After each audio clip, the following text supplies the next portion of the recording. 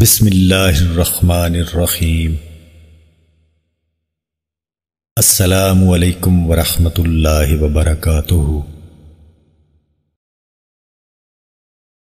حضرت ابو ہریرہ رضی اللہ تعالیٰ عنہ بیان کرتے ہیں، رسول اللہ صلی اللہ علیہ وآلہ وسلم نے فرمایا، جو شخص دن میں 100 مرتبہ سبحان اللہ و بحمدہ پڑھتا ہے تو اس کے گناہ خواہ وہ سمندر کی جھاگ جتنے ہوں معاف کر دیے جاتے ہیں۔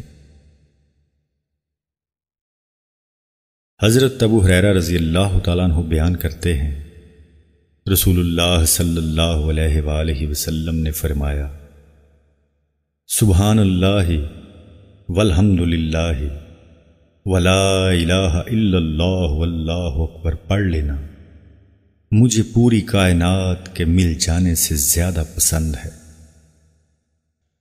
معزز ناظرین، ویڈیو پسند آنے کی صورت میں اس کو لائک اور شیئر کرنا نہ بھولیں۔